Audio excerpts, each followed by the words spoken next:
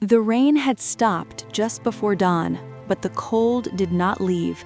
It clung to the land the way grief clings to the human heart, quietly, stubbornly, refusing to fade. A thin gray mist lay across the fields of Normandy, floating above broken fences, shattered trees, and bodies that no one had yet found the time or strength to move. The earth itself seemed exhausted, as if it had grown tired of swallowing sons who did not belong to it.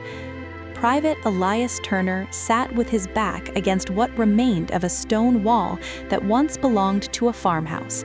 The wall was cracked, blackened by fire and sharp in places, but Elias did not feel it pressing into his skin. His rifle rested across his knees. His fingers trembled around it, not from fear alone, but from the weight of everything he had seen since yesterday morning. Around him, men crouched low in the grass, breathing softly, afraid that even sound might invite death. It was June 7th, 1944. Just one day after the largest invasion in human history, yet it felt like an entire lifetime had passed. Elias reached into his uniform pocket and pulled out a folded letter. The paper was thin now, softened by sweat, rain, and constant handling. The edges were worn, and one corner had torn slightly, but Elias did not care. This letter was the only thing that still felt real. He read it again. Dear Eli, Mom cried again when the radio talked about France. She thinks I don't notice, but I do. I told her you're brave, just like Dad. Please come home. It was signed in careful, uneven handwriting. Samuel Turner, 14 years old. Elias closed his eyes. He could picture Samuel exactly as he was when Elias left, too skinny for his height, hair that never stayed combed, a boy trying to sound strong while still believing that the world was kind. Bravery, Elias thought bitterly, had nothing to do with this place. Courage did not stop bullets. Yesterday, men braver than him had died screaming on a beach that would be remembered in history books, while their names would be remembered by no one outside their families. A sharp whistle cut through the morning air. Orders followed, quick and tense. The men rose slowly, checking weapons, adjusting helmets, preparing to move forward again into a land that did not want them. As Elias stood, his legs felt weak, but they carried him anyway. 6 months earlier, life had been quiet. Hutchinson, Kansas was not a place that expected heroes. It was a place of cornfields, dirt roads, and small houses where people waved to each other because everyone knew everyone else. Elias had grown up believing that life followed simple rules.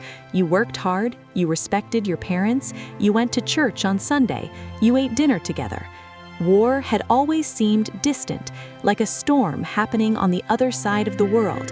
His father, Henry Turner, had returned from the previous war carrying a limp and something heavier that no one could see. Henry did not talk much about what he had seen.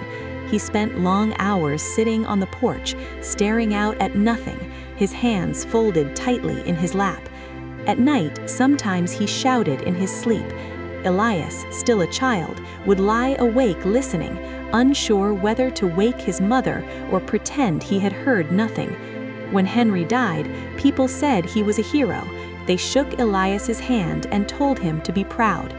Elias remembered a tired man who rarely smiled. When the draft notice arrived in the mail, it lay on the kitchen table like a sentence already decided. His mother read it once, then sat down slowly as if her legs could no longer hold her. She did not cry right away. She simply stared at the paper, lips pressed together, eyes distant. Samuel tried to sound cheerful. He said Elias would be back before Christmas. He said the war would end soon. Elias nodded and smiled, even though something deep inside him knew that promises meant nothing once war began choosing who lived and who did not. Training camp stripped Elias of his name and replaced it with a number. Days were filled with shouting, marching, and learning how to kill efficiently. Nights were filled with coughing, whispered prayers, and quiet sobs that men hoped no one else would hear. Elias learned how to fire a rifle, how to throw a grenade, how to follow orders without thinking. No one taught him how to live with fear. On the ship crossing the Atlantic, the ocean stretched endlessly in every direction. Some men joked loudly, pretending they were on an adventure. Others sat alone, staring at the water, imagining it closing over their heads. Elias wrote letters every night. He told his mother he was safe. He told Samuel he was doing fine. Every word was a lie. The morning of June 6th arrived wrapped in darkness and rough waves. The landing craft rocked violently, and men vomited over the sides. When the ramp dropped, time seemed to explode. Bullets ripped through the air. Men fell before their boots touched sand. The ocean turned red near the shore. Elias ran because stopping meant dying. He tripped over bodies, over weapons, over dreams that ended too soon. A man beside him, Tommy Reeves from Ohio, 22 years old and newly married, was shot in the neck and fell without a sound. Elias did not stop to help him. He could not. Survival demanded cruelty. That night, when the beach finally fell quiet, Elias sat behind a destroyed landing craft and shook uncontrollably. He vomited until there was nothing left inside him. Then he cried, silently, ashamed of the tears and ashamed of being alive. The days that followed were slow and merciless. Normandy was not heroic. It was mud and hedgerows and sudden death. Fields that looked peaceful hid machine guns. Villages became graves. Elias watched men change. Some grew quiet. Some grew angry. Some stopped reacting altogether. One afternoon, Elias crawled through a ditch beside Corporal Daniel Moore, a man who talked constantly about his wife back home. Daniel was in the middle of a sentence when a bullet struck him. His body went still, mouth open, words unfinished. Elias stared at Daniel's face for a long time, waiting for it to move again. It never did. At night, Elias dreamed of home. In his dreams, his father stood at the edge of a cornfield, silent, watching him with eyes full of sadness. Elias always tried to reach him, but the distance never closed. During a house-to-house search, Elias entered a small farmhouse cellar. Inside were a woman and two children, huddled together, shaking. The woman begged in a language Elias did not understand, clutching her son tightly. The daughter, about Samuel's age, stared at Elias with empty eyes. Elias lowered his weapon and turned away. That night, he did not sleep. During a morning assault weeks later, an explosion tore through the air. Shrapnel ripped into Elias's leg and he collapsed into a crater. Blood soaked into the dirt beneath him. He lay there listening to the sounds of battle fade, certain he would die alone in that hole. He did not. The field hospital was chaos. Men screamed for medics who never came. Others begged God. Others begged their mothers. Elias lay staring at the canvas ceiling, wondering why he had been spared when men kinder and braver than him were gone. When he returned to his unit, there were fewer faces and more empty spaces. New men arrived, young and nervous, asking questions Elias no longer had answers to. He stopped learning names. It hurt less that way. By August, exhaustion replaced fear. Orders came to hold a crossroads. German tanks were expected. Everyone knew what that meant. They dug in as the sun fell. The sky burned red. The ground shook as shells exploded.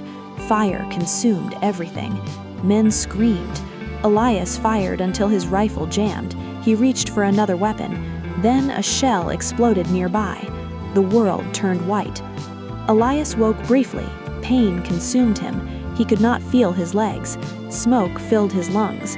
He reached into his pocket and found the letter. He pressed it against his chest. He thought of Samuel's laugh. He thought of his mother's hands. He thought of Kansas mornings that would never come again. Elias Turner died before sunrise. Months later, autumn came to Kansas. Cornfields turned gold. A letter with foreign stamps arrived. Samuel opened it slowly. His mother sat beside him, hands folded tightly. She read it once, then again. She did not scream. She did not faint. She whispered, "He was so young." The crossroads in Normandy still exists. Grass grows where blood once soaked the soil. A small white cross stands quietly, unnoticed by most who pass. But freedom remembers. And somewhere beneath that earth lies a 19-year-old American boy who left home believing he would return, and instead became a letter, a memory, and a silence that never truly ends. Thanks for watching. Please like and subscribe to my channel.